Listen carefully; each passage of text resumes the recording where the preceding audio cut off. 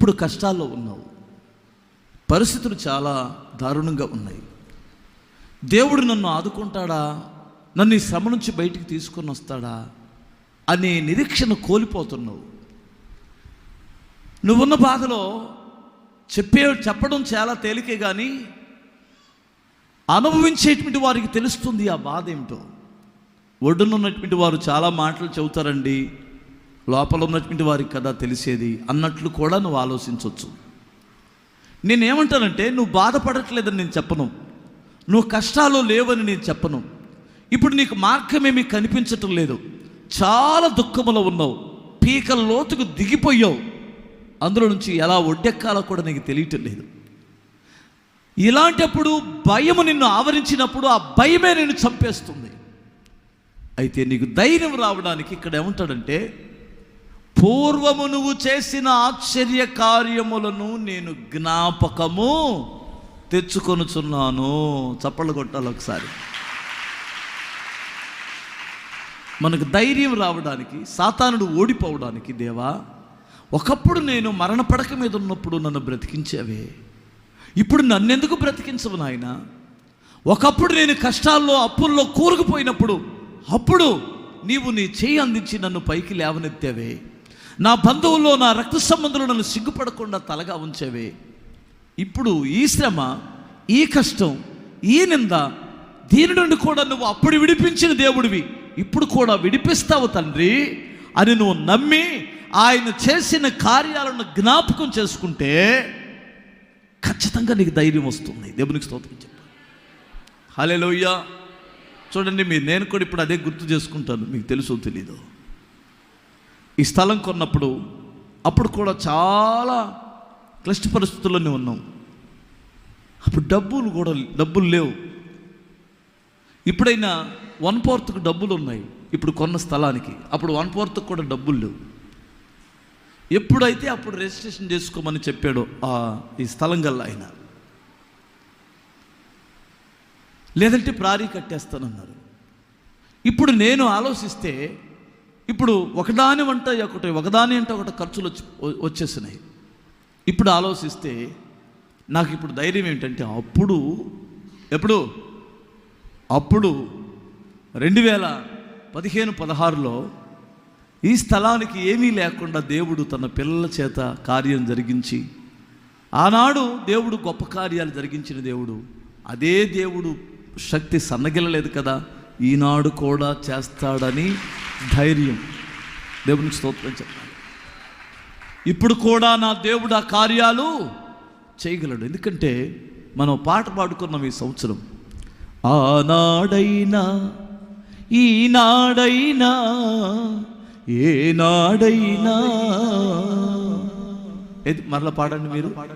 ఆనాడైనా ఈనాడైనా ఏనాడైనా మార్పులేని దేవుడు మన దేవుడు, తన మహిమైశ్వర్యములో దీవించే దేవుడు, మార్పులేని దేవుడు మన దేవుడు, తన మహిమైశ్వర్యములో దీవించే దేవుడు, మహనీయుడు మనోహరుడు, మాట ఇచ్చి నెరవేర్చే గొప్ప దేవుడు. హల్లెలూయా. వద్దులే, స్తోత్రం చెప్పండి ఒకసారి.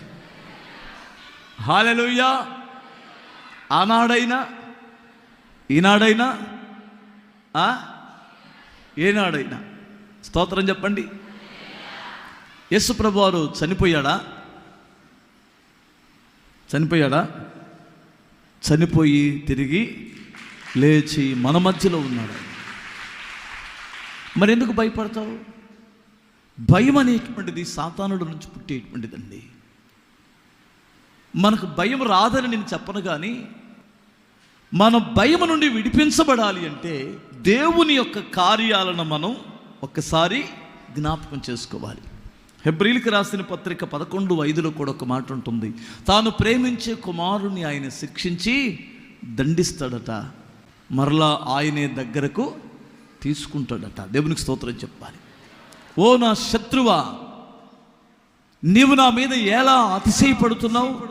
నేను కింద పడినను నా దేవుడు మరలా తిరిగి లేపుతాడు. దేవునికి స్తోత్రం చెప్తాడు.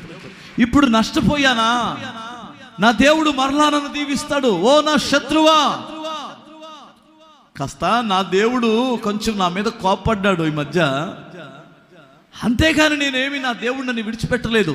ఎందుకు నా మీద అతిశయిస్తావు? నేను కింద పడిపోయానని నువ్వెందుకు అతిశయిస్తున్నావు? మరలా నా దేవుడు నన్ను తిరిగి లేపుతాడు. హల్లెలూయా. మీరు ఎప్పుడైనా దేవుని కార్యాలను జ్ఞాపకం చేసుకోండి. ఇప్పుడు తండ్రి ఒక కొడుకు తప్పు చేస్తే 2 దెబ్బలు కొట్టి ఒక మాట అంటాడు, ఏయ్ వీడికి అన్నం పెట్టమాక సాయంత్రం అని అంటాడు. పొద్దున కొట్టాడు, అన్నం పెట్టొద్దని గట్టిగా ఆజ్ఞాపించి వెళ్ళాడు. సాయంత్రం వచ్చాడు, స్నానం చేశాడు, భార్య అన్నం పెట్టడానికి వచ్చింది. అన్నం కంచంలో పెట్టుకున్న వెంటనే ఎవరు గుర్తొస్తారో తెలుసా? ఫస్ట్ ఆ తండ్రికి కొడుకు గుర్తొస్తాడు. వెంటనే ఏమడుగుతాడంటే, ఆడికి అన్నం పెట్టావా అని అంటాడు. స్తోత్రం చెప్పాలి. హల్లెలూయా. నువ్వే కదా నాయన అన్నం పెట్టొద్దన్నావు, అందుకని పెట్టలేదని అంటే పెట్టుకుని ఉంటావా? లేపు ముందు లేపు అని లేపి అన్నం పెట్టుకునేంతవరకు ఆ తండ్రికి నెమ్మది ఉండదు. అవునా కాదా? స్తోత్రం చెప్పగలరా? అన్నం పెట్టొద్దు, ఈరోజు వీడికి అన్నం పెట్టొద్దు అనే కోపం మీద అన్నాడే తప్ప వాడు చేసిన తప్పుకి వాడు పస్తు పడుకుంటే చూసే తండ్రి ఎవడో లేడు. అంత కఠినాత్ములు ఉన్నారంటారా? ఉన్నారా? అమ్మ మీరు చెప్పండి అమ్మ, ఉన్నారా? కొంతమంది చెప్పలేకపోతున్నారు ఏంటో. హల్లెలూయా. ఒకడో వారా లోక సంబంధమైనటువంటి సాతాను చేతిలో ఉన్నటువంటి వారు కఠినంగా ఉన్నారేమో కానీ నిజముగా కన్న తండ్రి అనేటువంటి వాడు ఎవడు అలాగూ ఉండలేరు. కన్న తల్లి కూడా ఎప్పుడు తన బిడ్డని అన్నం పెట్టనని చెప్పింది, కానీ తర్వాత సాయంత్రానికి ఆ మాట మర్చిపోయి వాడికి అన్నం పెట్టింది, తిరిగి వాడిని కవిగిట్లో పెట్టుకున్నది. ఏమండి, వాడిని చాలా ప్రేమించింది. కారణం ఏమిటంటే ఆ తల్లి ప్రేమది.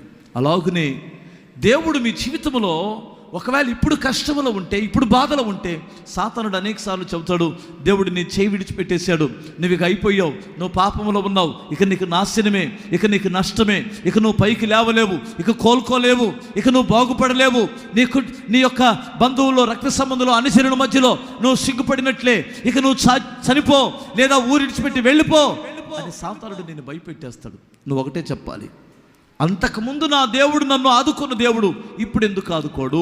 అప్పుడు అలాంటి గొప్ప కార్యాలు చేసిన దేవుడు ఇప్పుడు ఎందుకు ఆదుకోడు? ఓ సాతానా నా శత్రువా, నేను కింద పడి నిన్ను నా దేవుడు పైకి లేపుతాడని చెప్పాలి. దేవునికి స్తోత్రం చెప్పాలి.